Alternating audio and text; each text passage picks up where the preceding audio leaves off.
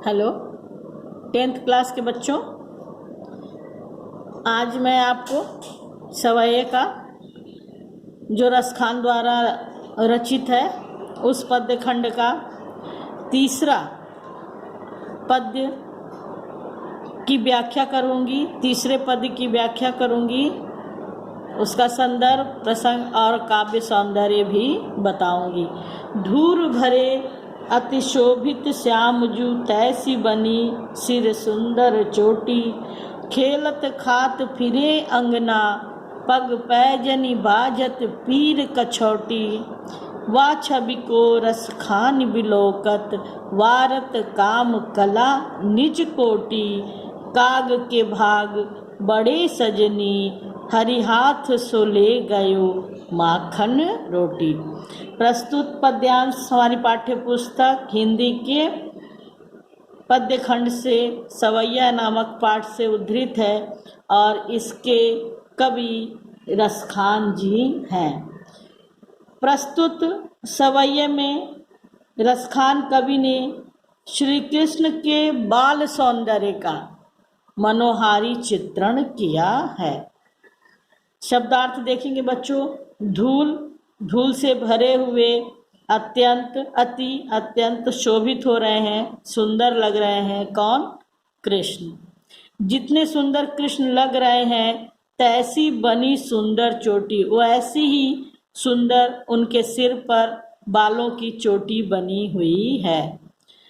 आपने आंगन में कृष्ण चारों ओर घूम घूम कर खेलते हैं और खाते हैं, अथवा खाते हुए चारों ओर घूम घूम कर खेलते हैं। और जब वो आंगन में चलते हैं तो उनके पग में, चरण में, पैर में पैंजनी जो है, जो पायल है, वो बजती है।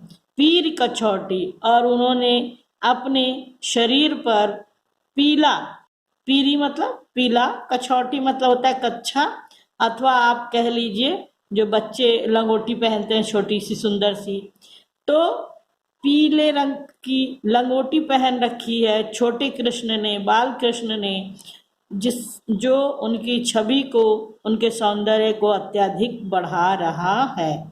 वह छवि उस कृष्ण के सौंदर्य का रसखान कवि बिलोकर देखते हैं। बिलोक कर मतलब देखना, वारत न्योछावर है, काम मतलब कामदेव देवता, जो इस सृष्टि के सभी पुरुषों में सबसे सुंदर माने जाते हैं।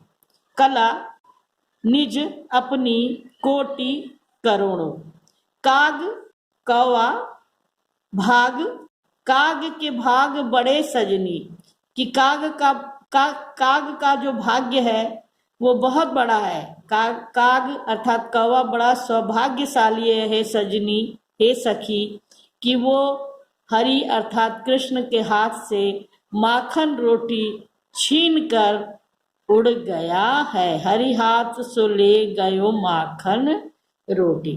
तो बच्चे देखिए, ये अब इस प्रस्तुत सवैये में, अब जैसे आप लिखते हो ना व्याख्या, उस तरह की हम समझेंगे कि प्रस्तुत सवैये में एक गोपिका अपनी सखी से श्री कृष्ण के बाल सौंदर्य का वर्णन करती है और उसे बताती है कि मैं आज कृष्ण के घर गई थी और कृष्ण अत्यंत सुंदर लग रहे थे, धूल से भरे हुए थे।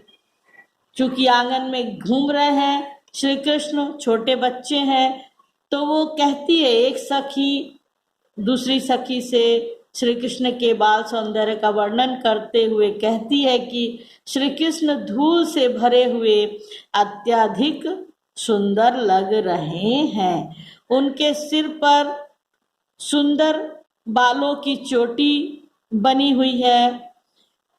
पूरे आंगन में खाते हुए, खेलते हुए इधर उधर घूम रहे हैं।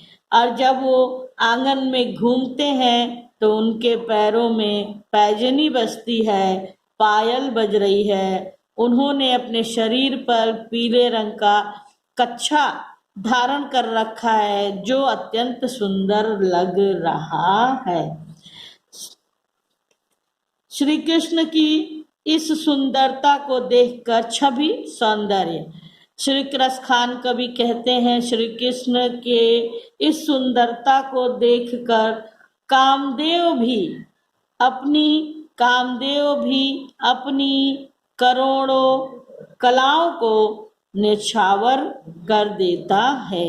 हे सखी, उस कौवे के भाग्य की कितनी सराहना की जाए। हे सखी, उस कौवे के भाग्य की कितनी सराहना की जाए जो श्री कृष्ण के हाथ से माखन और रोटी छीन कर ले गया है। कहने का तात्पर्य गोपिका है कि कृष्ण छोटे से हैं, आंगन में इधर उधर घूमते हुए खेल भी रहे हैं, खा भी रहे हैं, धूल में लौट भी रहे हैं और अत्यंत सुंदर लग रहे हैं। और इसी बीच कौवा आ जाता आंगन में और एक छोटे बच्चे के हाथ में माखन रोटी देखकर वो कौवा उनके हाथ से माखन रोटी लेकर भाग जाता है। गोपिका कहती है कि उस कौवे का भाग्य कितना बड़ा है, उसकी भाग्य की जितनी सराहना की जाए उतनी कम है। तो बच्चों, ये हो गया आपका व्याख्या हो गया काव्य सौंदर्य।